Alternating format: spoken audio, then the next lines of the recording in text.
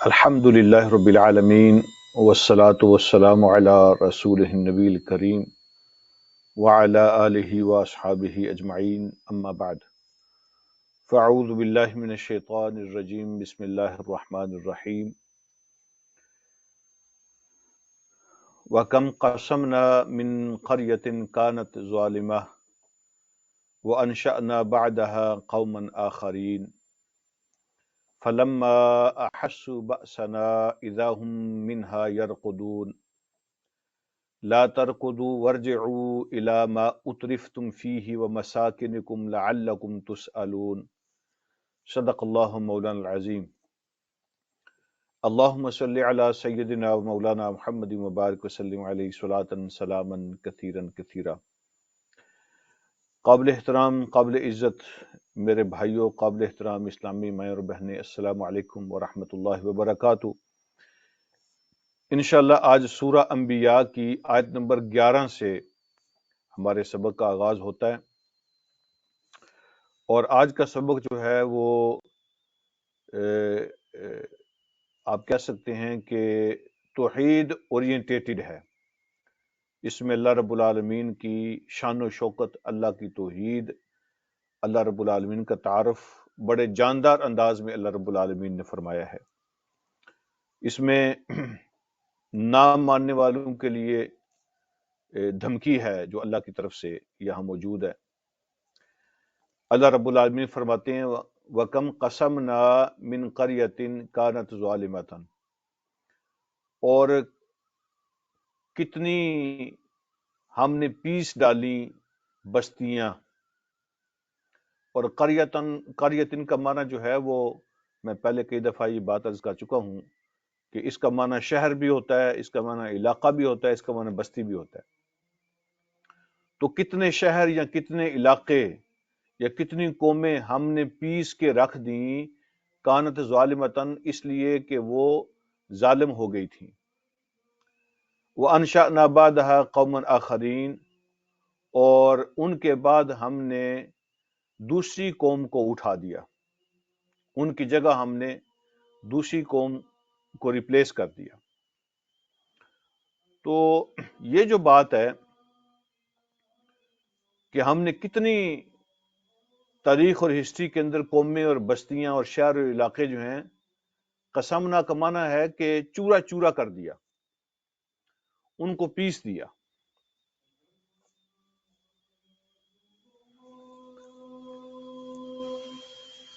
Charge sheet ان پہ یہ لگی ہے کانت ظالمتن، جو شہر، جو علاقے، جو بستیاں ظالم ہو گئی تھی۔ تو بستی کبھی ظالم نہیں ہوتی، اور شہر کبھی ظالم نہیں ہوتا، علاقہ کبھی ظالم نہیں ہوتا، بلکہ بستی میں رہنے والے، شہر میں رہنے والے، اس علاقے میں رہنے والے لوگ ظالم ہوتے ہیں۔ تو یہ بات کرنے کا ایک انداز ہے، جیسے ہم کہتے ہیں نا کہ یہ تو پورے کا پورا گھر ہی ایسا ہے۔ تو گھر ایسا نہیں ہوتا، اصل مطلب یہ ہوتا ہے کہ اس گھر کے رہنے والے، اس کے جو باسی ہیں، ان کی بات ہو رہی ہے۔ اللہ فرماتی ہیں کتنی بستیاں ایسی ہیں کہ جن کو ہم نے پیس کے رکھ دیا، ان کا قصور یہ تھا وہی ظالماتن، کہ وہ ظالم ہو گئے تھے۔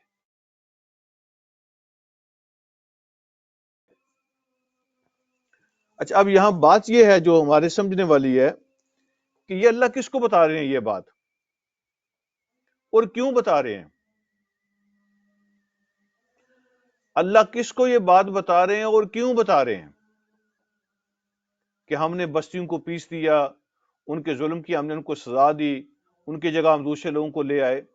تو کیا یہ جنرل نالج کے طور پہ اللہ بتا رہے ہیں مجھے اور آپ کو؟ تو کیوں بتا رہے ہیں، کس کو بتا رہے ہیں؟ تو اللہ رب العالمین سب سے پہلے تو جن لوگوں کی طرف یہ قرآن آیا تھا، جہاں اترا تھا، جو اس کے پہلے مخاطب لوگ ہیں، ان کو بتا رہے ہیں۔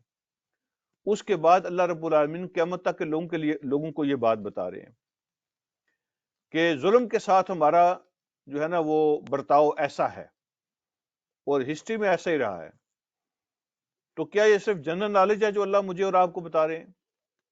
ایسا نہیں ہے، بلکہ اللہ رب العالمین اپنا قانون بیان کر رہے ہیں، اللہ اپنا قاعدہ بیان کر رہے ہیں کہ جب بھی کوئی حد کو کراس کرتا ہے، جو ظلم کرنا شروع کر دیتا ہے، اور ظلم کا معنی جو ہوتا ہے نا وہ صرف انسانوں کو مارنا، انسانوں کے ساتھ زیادتی کرنا نہیں ہوتا.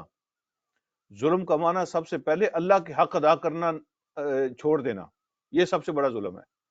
یا اللہ کے حق کسی اور کو دے دینا، تو یہ سب سے بڑا ظلم ہے. بندہ اپنے ساتھ بھی ظلم کرتا ہے اور پیدا کرنے والے کے ساتھ بھی ظلم کرتا ہے. اور ظلم کی جو دوسری فارم ہے وہ ہوتی ہے کہ انسان کسی دوسرے کے ساتھ زیادتی کرے، اس کی جان مال عزت آبرو اس سے محفوظ نہ ہو، تو یہ ظلم کی دوسری فارم ہوتی ہے. تو جن نے ظلم کیا تو ہم نے ان کو پیس دیا. آج اگر تم بھی وہ رویہ اختیار کرو گے تو تمہارے ساتھ بھی یہ ہوگا. اللہ کا قانون جو ہے، اللہ کے پرنسپل سب کے لیے ہیں. یہ الگ بات ہے حضور علیہ الصلوۃ والسلام نے اسپیشل دعا فرمائی ہے، اور اللہ پاک نے حضور علیہ الصلوۃ والسلام کی اس دعا کو قبول فرمایا ہوا ہے کہ اس امت پر، نبی علیہ الصلوۃ والسلام کے ماننے والوں پر اس طرح کا عذاب نہیں آئے گا، یا اللہ ایسے دشمن مسلط نہیں فرمائے گا کہ جو ٹوٹلی اس کے انڈے بچے ختم کر دے اور یہ امت ساری کی ساری فنا ہو جائے، جیسے کہ پہلے زمانے میں قومیں فنا ہوتی رہی ہیں. لیکن زیادتی کرنے والوں کے خلاف ہمارا قانون حرکت میں آئے گا. وہ جو زیادتی کرنے والے لوگ ہیں نا، ان کے خلاف ہمارا قانون حرکت میں آئے گا. لیکن کولیکٹیولی جس طرح پہلی امتوں پہ عذاب آیا کرتے تھے، تو اجتماعی طور پر اس امت پہ ایسا عذاب نہیں آئے گا کہ ساری امت ہی ختم ہو جائے. اس لیے کہ یہ فائنل امت ہے قیامت تک کے لیے. اللہ رب العالمین نے حضور علیہ الصلوۃ والسلام کی اس دعا کو قبول فرمایا ہے کہ نہ اس طرح کا کوئی دشمن مسلط ہوگا جو ساری امت کو ختم کر دے، اور نہ اللہ کا عذاب اس طرح کا آئے گا کہ ساری کی ساری امت ہی ختم ہو جائے. لیکن ظلم کرنے والوں کے خلاف اللہ رب العالمین کا قانون حرکت میں آئے گا. یہ بات اللہ رب العالمین بتا رہے ہیں مجھے اور آپ کو، جنرل نالج کے لیے نہیں ہے. اگلی بات اللہ فرماتے ہیں کہ پھر کیا، فلما احسوا بأسنا، جب ان ظالموں نے ہمارے عذاب کو دیکھا، انہوں نے محسوس کر لیا کہ اب اللہ کی پکڑ آ گئی ہے، اذا هم منها يركضون، تو وہ پھر کوشش کرنے لگے کہ وہ اس سے بھاگ جائیں. یرکضون کا اصل معنی ہوتا ہے، یہ جو آپ گھوڑے پہ سوار ہوں تو گھوڑے کو تیز دوڑانے کے لیے آپ ایڑیاں مارتے ہیں نا، گھوڑے کو دونوں سائڈوں سے ایسے پاؤں کے ساتھ اس کو کرتے ہیں، تو گھوڑے کو ایڑی مارنے کے لیے یہ لفظ استعمال ہوتا ہے. مطلب یہ ہے کہ تیزی سے بھاگنے کی کوشش کرنا. نہ تم چھپ سکتے ہو، نہ جان چھڑا سکتے ہو، نہ بھاگ سکتے ہو. جب انہوں نے محسوس کیا کہ اب اللہ کی پکڑ آ گئی ہے، انہوں نے اللہ کا عذاب دیکھ لیا، اذا هم منها يركضون، تو اس سے بھاگنے کی کوشش کرنے لگے. اللہ فرماتے ہیں کیا جواب دیا ان کو، لا ترکضوا، مت بھاگو، تم بھاگ نہیں سکتے ہو، کوشش نہ کرو، تم نہیں بھاگ سکتے ہو، گھیرے میں ہو. ورجعوا الى ما اترفتم فیہ، واپس جاؤ اپنی اس زندگی کی طرف جس میں تم مستی کر رہے تھے. اترفتم فیہ کے معنی ہوتا ہے جس میں غرور، تکبر، عیش و عشرت جو ہے نا تم کر رہے تھے. تو قرآن میں کئی جگہ یہ لفظ استعمال ہوا ہے. مترفین ان کو کہا جاتا ہے جو مالدار ہوں، ریچ ہوں، پراسپیرٹی ان کو ملی ہوئی ہو، اور اس پراسپیرٹی دولت کی وجہ سے ان کے دماغ میں ہوا بھر جائے اور وہ متکبر ہو جائیں.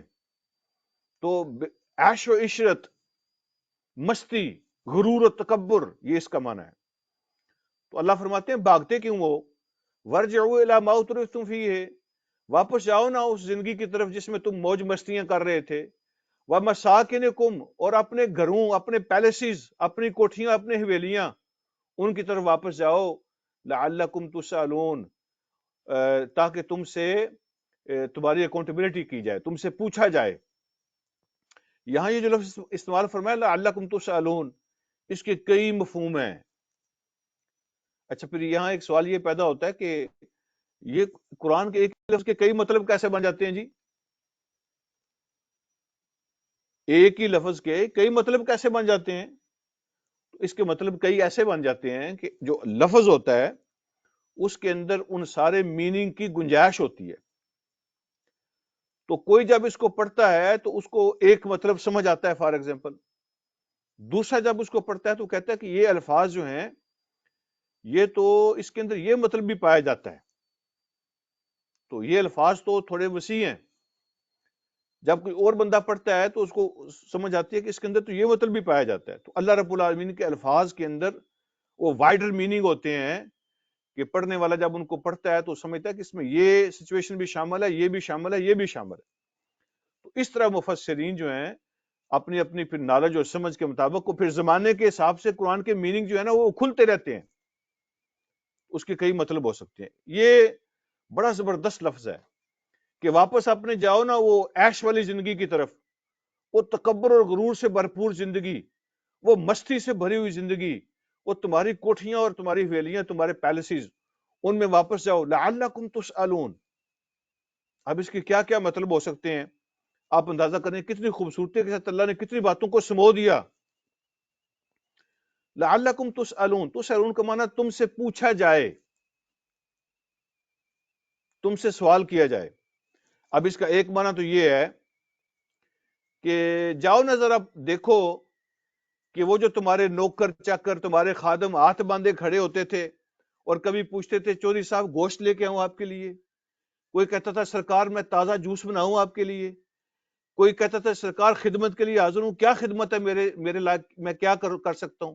تو جاؤ ذرا واپس دیکھو وہ کدھر ہیں جو تمہاری فوجیں اور تمہارے نوکر چاکر اور وہ جو اپنی جانیں قربان کرنے والے، ہر وقت تمہارے سامنے بچھے رہنے والے، تمہاری خدمتیں کرنے والے۔ تو جاؤ نا، لعلکم تسألون، ہو سکتا ہے کہ پھر وہ تم سے پوچھیں کہ جناب کیا چاہیے حضور کو، دیکھو ذرا جا کے،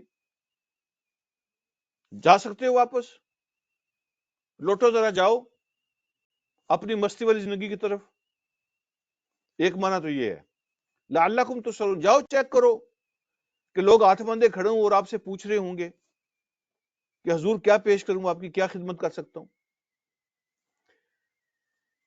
اور ہماری دی ہوئی مہلت تھی وہ ختم ہو گئی، اب تمہیں کوئی نہیں پوچھنے والا، وہ ہماری دی ہوئی مہلت تھی جس سے تم نے غلط فائدہ اٹھایا۔ دوسرا اس کا مطلب یہ بنتا ہے لعلکم تسألون کہ ذرا واپس جاؤ نا تو پھر تم سے ایک ایک چیز کا حساب ہوگا۔ تسألون، تم سے سوال کیا جائے گا، سوال کیا جانے کا مطلب اکاؤنٹیبلٹی ہے، پھر تم سے ایک ایک چیز کا ہم حساب لیں گے،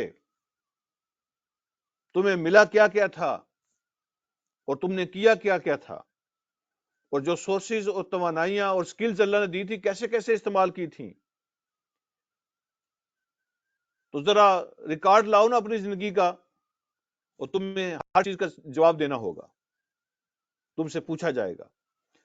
اور تیسرا اس کا مطلب یہ ہے کہ لعلکم تسألون، وہ تمہارے جو خدائی اختیارات جو تم نے بنا رکھے تھے اور جو تمہاری کرسی تھی، لوگ تم سے پوچھتے تھے کہ اگر اجازت ہو تو ہم یہ کام کر لیں، اگر اجازت ہو تو ہم یہ کام کر لیں۔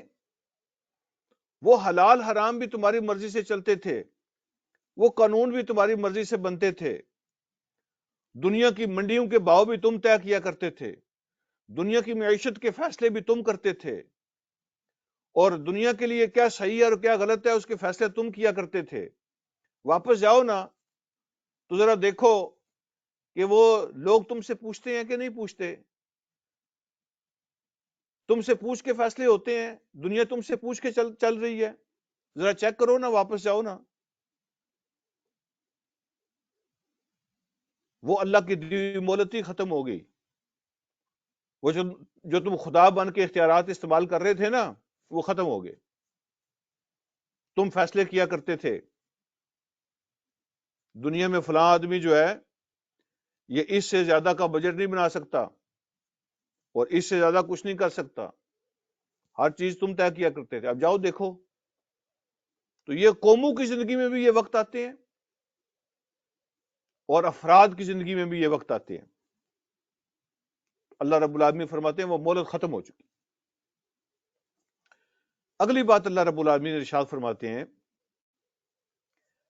قالوا یا ویلنا انا کنا ظالمین، تو وہاں کہیں گے، ایکسپٹ کریں گے، یا ویلنا، ہائے ہماری بدبختی، ہائے ہماری بدبختی، انا کننا ظالمین، ہم ہی تھے ظلم کرنے والے، اس میں کوئی شک نہیں ہے۔ انا کا معنی یہ ہے، انا کننا ظالمین، بے شک ہم ہی تھے جو ظلم کر رہے تھے، زیادتی ہماری طرف سے ہی ہو رہی تھی، یہ ہم سے غلطی ہوئی ہے، یہ ظلم ہم سے ہی ہوا ہے۔ اللہ فرماتے ہیں فما زالت تلک دعواہم، اور ایسے ہی وہ پکارتے رہیں گے، وہاں پہ مسلسل یہی پکارتے جائیں گے، ہم سے ہی ظلم ہوا، ہم سے ہی غلطی ہوئی، ہم سے ہی زیادتی ہوئی، ہمارا ہی قصور ہے۔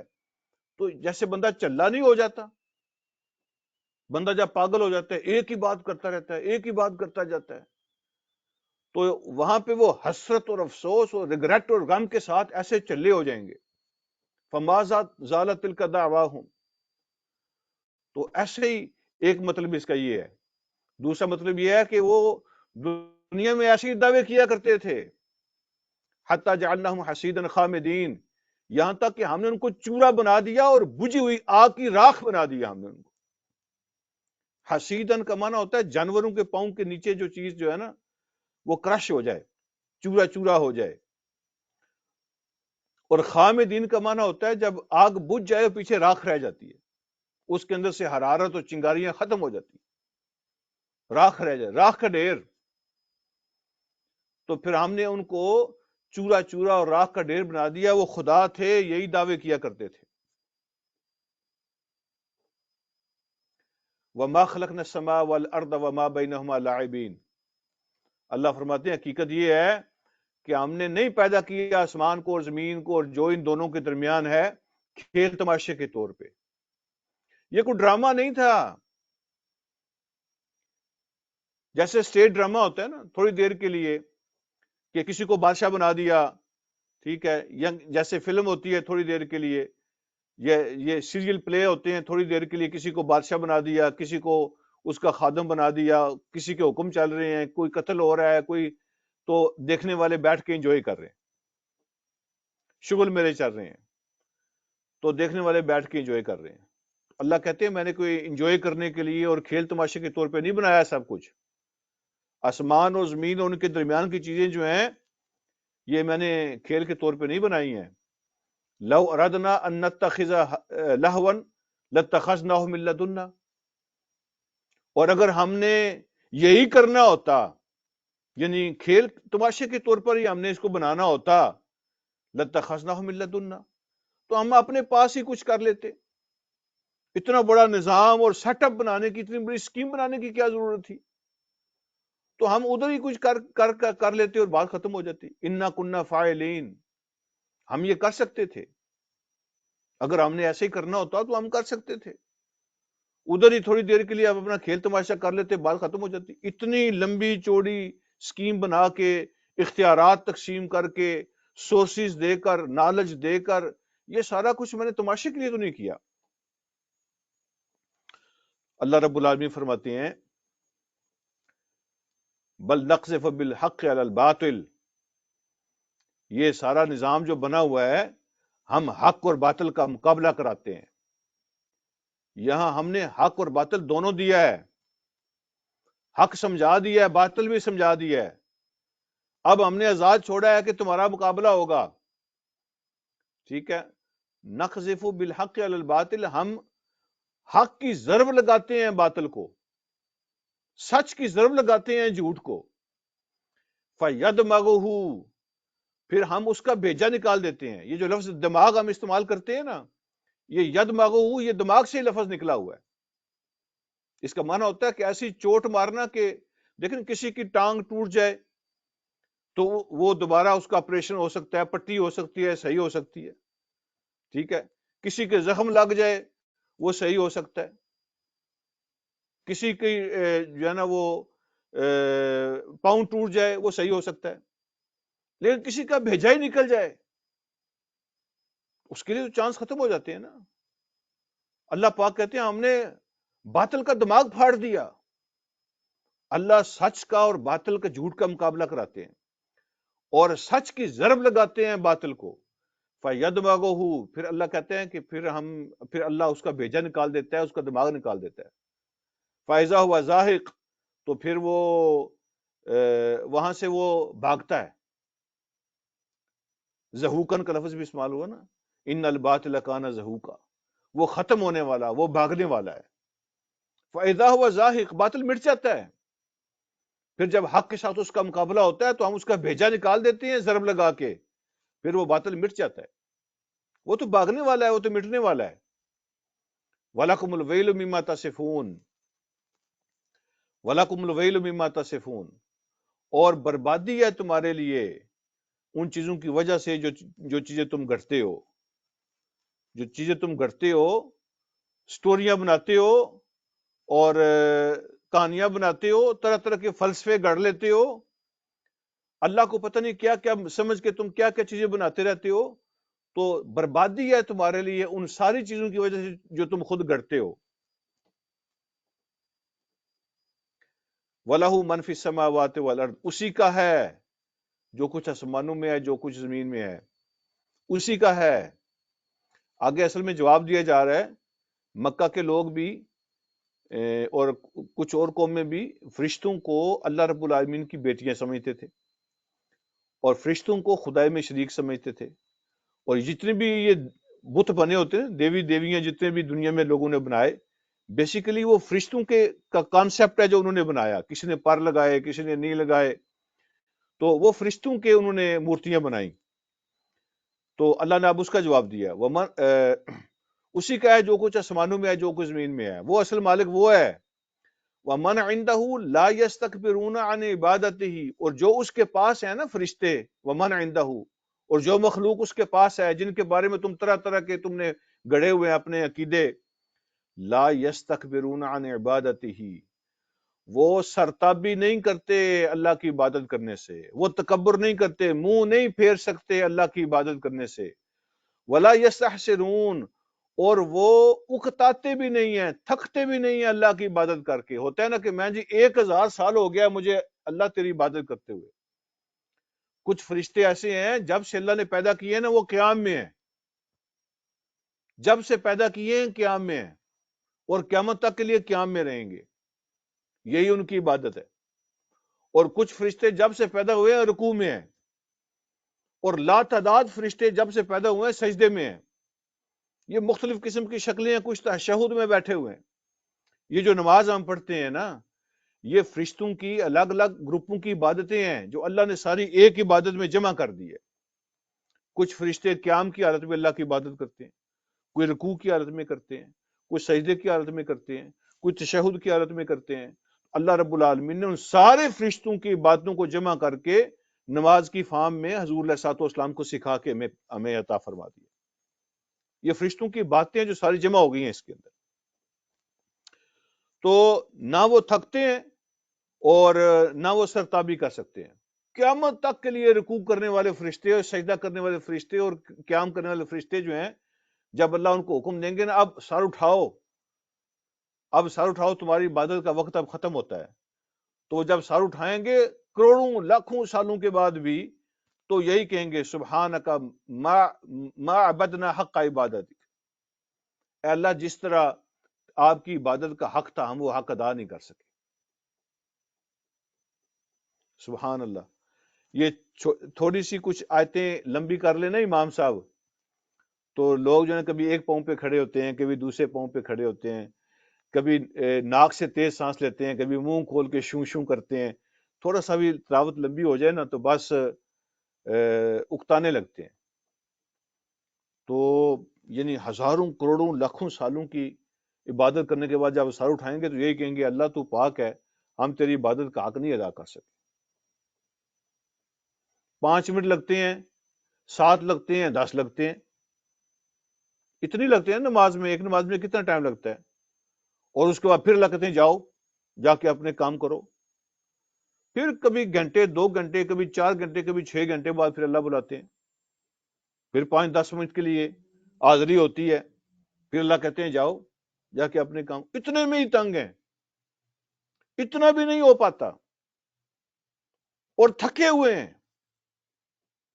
اور کچھ تو تکبر کر رہے ہیں، منہ پھیرے ہوئے ہیں۔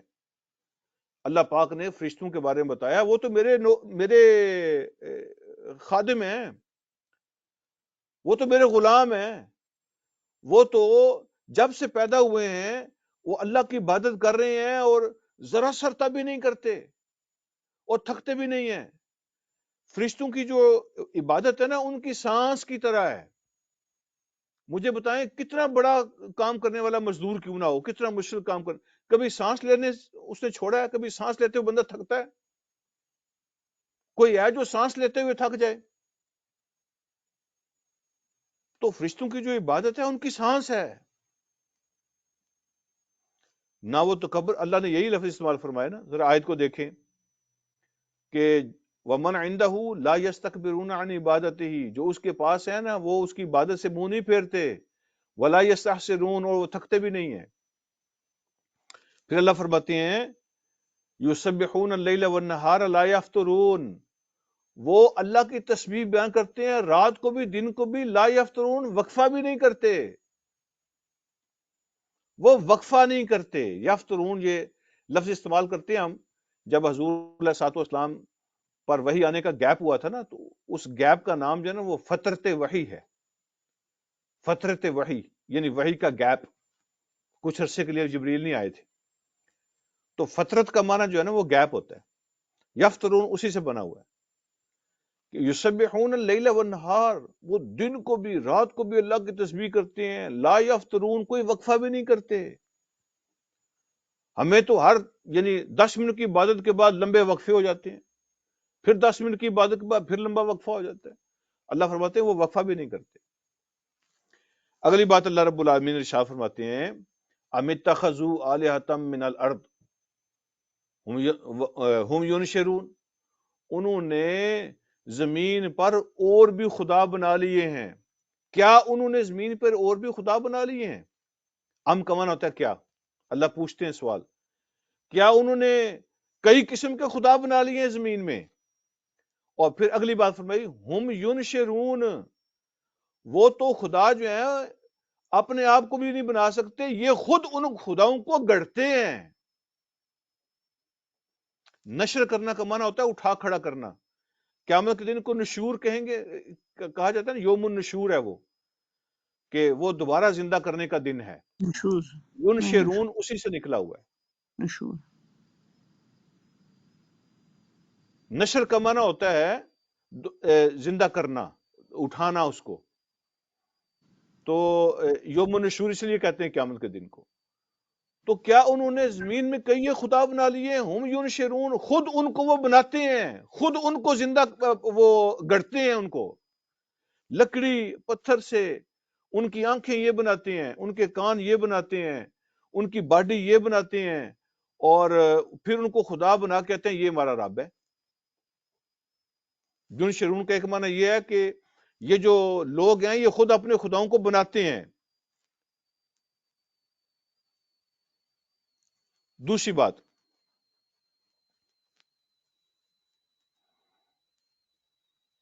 ینشرون کا ایک معنی ہوتا ہے ٹرانسفر کرنا. ٹھیک ہے, یہ نشریات جو ہوتی ہے نا, ٹی وی کی اور ریڈیو کی نشریات, اسی سے بنی ہوئی لفظ بنا ہوا ہے. نشریات کا معنی ہوتا ہے ٹرانسفر کرنا. ہم ینشرون کا معنی ہے کہ وہ انہوں نے زمین میں کئی ایسے خدا بنا لیے ہیں کہ یہ خود ان کو ٹرانسفر کرتے ہیں. دھوپ آ گئی ہے تو خدا ان کا سائے میں نہیں جا سکتا, یہ خود اس کو اٹھا کے پھر سائے میں لے جاتے ہیں. بارش آ گئی ہے تو خدا ان کا جو ہے نا وہ اندر نہیں جا سکتا بارش سے بچنے, یہ خود اس کو اٹھا کے اندر لے جاتے ہیں. اور اگر کوئی خدا انہوں نے لندن میں بنایا ہے, اس کو مانچسٹر لے کے آنا ہے, تو خدا لندن سے مانچسٹر نہیں آ سکتا, یہ خود اس کو لے کے جاتے ہیں. تو کہتے ہیں یہ ہمارے سارے کام یہ کرتے ہیں. اچھا, یہاں میں ایک سوال پوچھنا چاہتا ہوں آپ سے کہ چلو یہ تو بات ہوگی نا جو نان لیونگ قسم کے انہوں نے خدا بنائے ہوئے تھے بے جان. آج کل جو زندہ خدا ہے نا, زندہ خدا, سچی بات یہ ہے کہ ان کی حالت بھی یہی ہے. ہم خود ان کو خدا بناتے ہیں, وہ کچھ نہیں ہے, لوگوں کے بغیر وہ کچھ نہیں ہے. کھانے آپ ان کو بنا کے دیتے ہیں, آپ ان کو کندھے پہ اٹھاتے ہیں, یہ فارچون گاڑیاں آپ ان کو دیتے ہیں, یہ ووٹ آپ ان کو دیتے ہیں، پیسے آپ ان کو دیتے ہیں، تو ان کی ویلیاں بنتی ہیں، ان کی کوٹھیاں بنتی ہیں، ان کے لنگر چلتے ہیں۔ کبھی آپ نے ایسے بھی دیکھے ہیں خدا، یہ جو زندہ خداؤں کی بات کر رہا ہوں، کہ وہ سب کچھ اپنی طرف سے آپ کو دیتے ہوں؟ وہ تو لیتے ہیں، اور اگر آپ ان کے نام کے نعرے نہ لگائیں تو وہ خدا بن ہی نہیں سکتے۔ آپ ان کے جھنڈے اٹھاتے ہیں، آپ ان کو کندھوں پہ اٹھاتے، آپ ان کو ووٹ دیتے ہیں، وہ دنیا کے خدا بنتے ہیں۔ زندہ خداؤں کا معاملہ بھی یہی ہے، تم خود ان کو بناتے ہو، وہ تمہارے محتاج ہیں، کھانے میں، پینے میں، شرنیاں ان کی، لنگر، کوٹھیاں، مکانات، گاڑیاں، ممبریاں، ووٹ، عہدے، منصب، ان ساری چیزوں کو حاصل کرنے میں وہ تمہارے محتاج ہیں۔ تم ان کو ووٹ نہ دو تو کچھ نہیں ہے۔ زندہ خداؤں کا بھی یہی حال ہے، تو تم خود ان کو خدا بناتے ہو۔ اس کے بعد اللہ رب العالمین فرماتے ہیں، ایک اللہ نے لاجک بیان فرمائی، لو کان فیہما آلہۃ الا اللہ لفسدتا فسبحان اللہ رب العرش عما یصفون۔ لو کان فیہما آلہۃ الا اللہ لفسدتا، اگر ہوتے ان دونوں میں، آسمان و زمین کی بات ہو رہی ہے، آسمان و زمین میں ہوتے کئی خدا اللہ کے علاوہ، لفسدتا، تو دونوں تباہ ہو جاتے، آسمان بھی زمین بھی، دونوں کا نظام نہیں چل سکتا تھا۔ کیسے؟ ایک خدا آسمان میں بیٹھا ہوا ہے، ایک زمین کا خدا ہے۔ آسمان والا کہتا ہے میرا تو آج من کر رہا ہے کہ میں تو آج بارش برساؤں گا اور بارش انجوائے کروں گا، اور زمین والا کہتا ہے میرے باغ پکے ہوئے ہیں، یہاں فصلیں پکی ہوئی ہیں، ٹھیک ہے، موسم سردی کا ہے، ہمیں بارش نہیں چاہیے، وہ کہتا ہے میں برساؤں گا، یہ کہتا ہے مجھے نہیں چاہیے۔ اب دونوں کی آپس میں لڑائی ہو جائے گی۔ زمین والا کہتا ہے مجھے گرمی چاہیے، وہ کہتا ہے میں تو سردی بھیجوں گا۔ زمین والا کہتا ہے مجھے سردی چاہیے، وہ کہے گا میں گرمی بھیجوں گا۔ تو بادشاہوں کا تو اپنا اپنا مزاج ہوتا ہے نا۔ اگر اپنے اپنے مزاج کے مطابق چلیں گے اور کئی خدا ہوں گے تو یہ ڈسپلن کیسے قائم ہوگا جو آج تمہیں نظر آتا ہے؟ کوئی کہے گا آج میں چاند کے ساتھ کھیلوں گا، میں تو آج اس کو ادھر سے نکالوں گا، دوسرا کہے گا نہیں میں تو آج سورج کو ادھر سے نکالوں گا۔ تو اس دنیا کا نظام نہیں چل سکتا۔ اللہ فرماتے ہیں کہ اگر کئی ایک خدا ہوتے ان دونوں میں اللہ کے علاوہ تو یہ ختم ہو جاتے۔ گھر نہیں چلتا جس میں زیادہ سربراہ ہوں، کوئی فرم نہیں چلتی، کوئی دفتر نہیں چل سکتا، تو کائنات کیسے چلتی؟ اگلی بات اللہ رب العالمین فرماتے ہیں تو زمین و آسمان کا نظام تباہ ہو جاتا۔ پھر فرمایا فسبحان اللہ رب العرش عما یصفون، وہ پاک ہے اللہ، وہ اتھارٹی اس کے پاس ہے۔ رب العرش کا معنی ہوتا ہے اتھارٹی اس کے پاس ہے، ساورنٹی، کرسی، طاقت اس کے پاس ہے سارا کچھ، وہ کسی کے ساتھ اس نے شیئر نہیں کیا، وہ اکیلا ہے۔ عرش کا مالک کا مطلب ہوتا ہے ساری پاور اس کے ہاتھ میں ہے، تو وہ پاک ہے عما یصفون، ان ساری چیزوں سے جو یہ گڑتے رہتے ہیں۔ عما یصفون، جو یہ لوگ گڑتے رہتے ہیں۔ کیسے گڑتے رہتے ہیں؟ کبھی کہتے ہیں جی سٹوریاں بناتے ہیں، کبھی کہتے ہیں اللہ تو چھت کی طرح ہے، جب تم چھت پہ چڑھنا ہو تو تمہیں سیڑھی چاہیے ہوتی ہے، تو اللہ تک پہنچنا ہو تو لوگوں سیڑھی بنا کے اللہ کو چھت بنا دیتے ہیں۔ عما یصفون، یہ خود مثالیں گڑتے ہیں اس کے لیے۔ تو کبھی اللہ کو چھت کی طرح بنا دیتے ہیں، کبھی کہتے ہیں کسی افسر تک پہنچنا ہو تو نیچے جو اس کے نمائندے ہوتے ہیں ان کے ذریعے سے پہنچنا آسان ہو جاتا ہے، تو یہ باقی جو ہیں یہ اللہ کے نمائندے ہیں۔ کبھی اللہ کو افسر بنا دیتے ہیں، اللہ کو کبھی ڈپٹی کمشنر، کبھی کمشنر بنا دیا، کبھی صدر، کبھی پرائم منسٹر کی طرح اللہ کو بنا دیا، کبھی چھت کی طرح اللہ کو بنا دیا۔ تو اللہ فرماتے ہیں یہ جو سٹوریاں یہ لوگ گھڑتے ہیں، اللہ ان ساری باتوں سے پاک ہے۔ آگے بڑھتے ہیں، اللہ رب العالمین نے شاہ فرماتے ہیں لا یسأل عما یفعل وهم یسألون، لا یسأل عما یفعل، اس سے پوچھا نہیں جا سکتا وہ کیا کرتا ہے، کوئی اس سے پوچھ نہیں سکتا کہ وہ کیا کرتا ہے، کیا کرتا ہے، کیوں کرتا ہے، کوئی اس سے نہیں پوچھ سکتا۔ وهم یسألون، باقی لوگوں سے پوچھا جائے گا۔ نہیں اس سے پوچھا جا سکتا کہ وہ کیا کرتا ہے، وَهُمْ يُسْأَلُونَ، اور باقی سب جو ہے نا وہ آنسریبل ہوں گے، ان کی اکاؤنٹیبلٹی ہوگی، ان کو جواب دینا پڑے گا، وہ کسی کے سامنے جواب دہ نہیں ہے۔ اللہ وہ ہے جو جواب دہ نہیں ہے، جو کرتا ہے، باقی یہ جواب دہ ہیں۔ ام اتخذوا من دونہ آلہہ، کیا انہوں نے اللہ کے مقابلے میں اور خدا بنا لیے ہیں؟ قل ہاتوا برہانکم، ان سے کہیے کہ کوئی دلیل تو دو نا، قل ہاتوا برہانکم، اپنی کوئی برہان لاؤ، کوئی دلیل، کوئی ایویڈنس پیش کرو نا، کہ اللہ کے علاوہ باقیوں کی کیسے اختیار ہے کہ وہ خدا بن جائیں، اور دوسروں کو اس کی خدائی میں شریک کرنے کا کوئی ایویڈنس تو ہونا چاہیے۔ کوئی ہے تمہارے پاس کوئی عقلی یا نقلی دلیل ہے تو وہ پیش کرو۔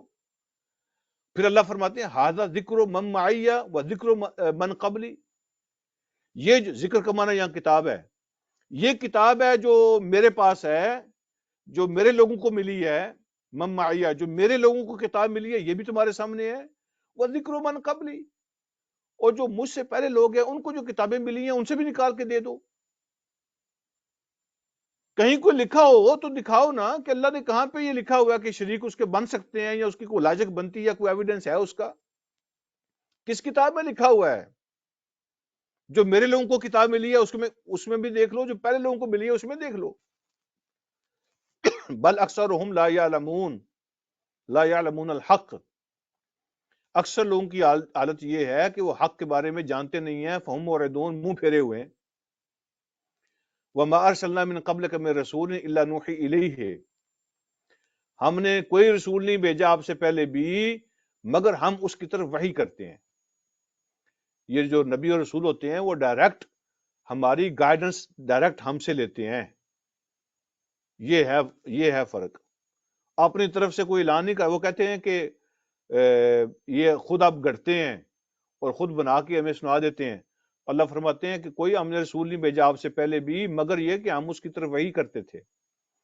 کیا وحی کرتے تھے؟ انہ لا الہ الا انا فاعبدون، کہ کوئی عبادت کے لائق نہیں ہے سوائے میری بندگی کرو، میری عبادت کرو۔ یہی وہی ہم نے ہر نبی کو بھیجی جو آپ سے پہلے گزرے ہیں، اور یہی ہم آپ کو کہہ رہے ہیں۔ وقالوا اتخذ الرحمن ولدا، وہ کہتے ہیں کہ رحمان نے اولاد بنا لی اپنی، رحمان کی اولاد ہے۔ سبحانہ، وہ تو پاک ہے، بل عباد مکرمون، یہ تو سارے اس کے غلام ہیں جن کے طرف تم اشارہ کرتے ہو۔ کوئی فرشتوں کی طرف اشارہ کرتا ہے، یا کوئی عیسیٰ علیہ السلام کی طرف کرتا ہے، کوئی عزیر کی طرف کرتا ہے، کسی کی طرف بھی تم اشارہ کرتے ہو تو اسپیشلی فرشتوں کا جواب دیا بل عباد، یہ تو اللہ کے غلام ہیں، ڈیوٹیاں اللہ کی طرف سے ان کو ملتی ہیں، وہ ڈیوٹی کرتے ہیں۔ مکرمون، لیکن یہ ہے کہ اللہ نے ان کو عزت دی ہوئی ہے، اللہ نے ان کو اکرام دیا ہوا ہے، وہ اللہ کے معزز بندے ہیں، وہ اللہ کے بندے ہیں، سلیو آف اللہ ہیں، نوکر ہیں اللہ کے، لیکن اللہ نے ان کو عزت دی ہے کہ اس لیے کہ وہ اللہ رب العالمین کی بات مانتے ہیں، اس کی اطاعت کرتے ہیں تو عزت مل جاتی ہے ان کو۔ لا یسبقونہ بالقول، وہ تو اس سے آگے بڑھ کے بات بھی نہیں کر سکتے، یعنی اس کی بات کو کاٹ کے اپنی بات کرنا، اس کے سامنے منہ کھولنا کوئی بات کرنے کے لیے۔ لا یسبقونہ بالقول، وہ تو اس کے سامنے لفظ نہیں بول سکتے۔ وَهُمْ بِأَمْرِهِ يَعْمَلُونَ، وہ تو اسی کے حکم کو پورا کرتے ہیں، اسی کے حکم پر وہ عمل کرتے ہیں۔ تو جو کسی کے سامنے بات نہیں کر سکتا، کسی کے سامنے منہ نہیں کھول سکتا، تو وہ اس میں خدائی میں شریک کیسے ہو سکتا ہے؟ وہ تو بولتے تک نہیں ہے اس کے سامنے اس کی مرضی اور اجازت کے بغیر۔ یعلم ما بین ایدیہم وما خلفہم، وہ جانتا ہے جو کچھ ان کے پہلے ہے، جانتا ہے جو کچھ ان کے بعد ہے۔ ولا یشفعون، اور کوئی اس کے سامنے سفارش نہیں کر سکتا، کوئی اس کے سامنے سفارش نہیں کسی کی کر سکتا، الا لمن ارتضی، سوائے اس کے جس کو اس نے چن لیا ہو۔ یہ ارتضا کا معنی ہوتا ہے کسی کو چن لینا۔ حضور علیہ الصلوۃ والسلام کے ناموں میں سے ایک نام مرتضی بھی ہے نا، مصطفیٰ، مرتضی، تو مرتضی کا معنی ہوتا ہے چنا ہوا، تو حضور علیہ الصلوۃ والسلام کو اللہ نے چنا ہوا ہے، اللہ نے ان کو اجازت دی ہوئی ہے۔ اور ایک جو ہے نا یہ لفظ رضا سے بھی بنا ہے، رضا سے، جس کو اللہ کی خوشی حاصل ہو۔ مرتضی کا معنی یہ ہوتا ہے جس کو اللہ کی خوشی حاصل ہو، اللہ پسند کرتا ہو، اللہ خوش ہو کہ یہ بولے، اس کے بولنے کو اللہ پسند کرے تو وہ بول سکتا ہے۔ لا یشفعون الا لمن ارتضی، اس کے سامنے کوئی سفارش نہیں کر سکتا سوائے اس کے جس کے بولنے کو اللہ پسند کرے، جس کے بولنے پہ اللہ راضی ہو، اور جس کو بولنے کی اللہ اجازت دے، وہ سفارش کر سکتا ہے۔ وَهُم مِّن خَشْيَتِهِ مُشْفِقُونَ، وہ تو اللہ کے خوف سے ڈرتے رہتے ہیں۔ آپ اندازہ فرمائے نا، جو صحیح حدیث میں آتا ہے کہ قیامت کے دن بڑے بڑے نبی، بڑی بڑی شان والے نبی، لوگ ان کے پاس جائیں گے کہ اللہ سے بات کریں، حساب شروع ہو جائے، تو وہ کہیں گے نہیں، وہ جو نفسی نفسی والا معاملہ ہوگا نا، مجھے تو خود اپنا ڈر لگا ہوا ہے، مجھے تو خود اپنا ڈر لگا ہوا ہے، تو میں کیسے کروں گا؟ پھر لوگ نبی علیہ الصلوۃ والسلام کے پاس جائیں گے، حضور علیہ الصلوۃ والسلام بھی ایسے نہیں بولنا شروع کر دیں گے۔ نبی علیہ الصلوۃ والسلام فرماتے ہیں کہ میں ایسا سجدہ کروں گا پہلے کبھی نہیں کیا، ایسے اللہ کے سامنے عاجزی کروں گا پہلے کبھی نہیں ہوئی، تو اللہ رب العالمین کی تسبیح کروں گا، سجدے میں سر رکھوں گا، روؤں گا اللہ کے سامنے، تو پھر ایک وقت آئے گا کہ اللہ رب العالمین مجھے فرمائیں گے کہ اپنا سر اٹھائیے، تو میں سجدے سے اٹھوں گا، اللہ فرمائیں گے ورفع راسک، اپنے سر کو اٹھائیں، سل تعطا، آپ پھر اب سوال کریں میں تمہیں عطا کروں گا، تو پھر میں سوال کروں گا۔ تو اللہ رب العالمین جس کو بولنے کا موقع دیں گے، اجازت ملے گی، جس کے حق میں ملے گی، جتنی ملے گی اتنی سفارش ہو سکتی ہے، اپنی مرضی سے نہیں ہو سکتی۔ وَمَن يَقُلْ مِنْهُمْ إِنِّي إِلَٰهٌ مِّن دُونِهِ، اور جو ان میں سے یہ کہے کہ میں ہوں خدا اس کے مقابلے میں، اس کے علاوہ میں خدا ہوں، میں الہ ہوں اس کے مقابلے میں، فَذَلِكَ نَجْزِيهِ جہنم، تو یہ ہیں وہ لوگ جن کو ہم جہنم کی جزا دیں گے، ان کی سزا دوزخ ہے۔ تو جس نے بھی کہا نا کہ میرے پاس خدائی کے اختیارات ہیں، یا میں خدا ہوں تمہارا، اللہ فرماتے ہیں کہ اس کے لیے سزا اس کی دوزخ ہے، كَذَلِكَ نَجْزِي الظَّالِمِينَ، یہ ظلم ہے اور ایسے ظالموں کو ہم ایسے ہی بدلہ دیتے ہیں۔ ظالموں کا بدلہ یہ ہے، ظلم کا معنی یہ ہوتا ہے، یہ جو عربی زبان میں لٹرل میننگ ہے نا ظلم کے، وہ ہیں وضع الشیء فی غیر محلہ۔ ظلم کا معنی یہ ہے کہ کسی چیز کو وہاں رکھنا جو اس کی جگہ نہیں ہے، کسی چیز کو وہاں رکھنا جو اس کی جگہ نہیں ہے۔ تو جو حق اللہ کے ہیں وہ اللہ کو نہ دینا، کسی اور کو دے دینا، یہ ظلم ہے۔ اور جو پھر اللہ سے حق چھیننے کی کوشش کرتا ہے یا اس کو حق دیتا ہے جس کا حق نہیں ہے، تو یہ ظلم ہے، اللہ ایسے ظالموں کو نہیں چھوڑیں گے۔ تو جو اس طرح کے دعوے کرے نا زمینی خدا بننے کے، تو اس کا ٹھکانہ جہنم ہے، ہم ایسے ہی ظالموں کو بدلہ دیتے ہیں۔ اللہ مجھے اور آپ کو سمجھنے کے عمل کی توفیق عطا فرمائے۔ وآخر دعوانا الحمدللہ رب العالمین۔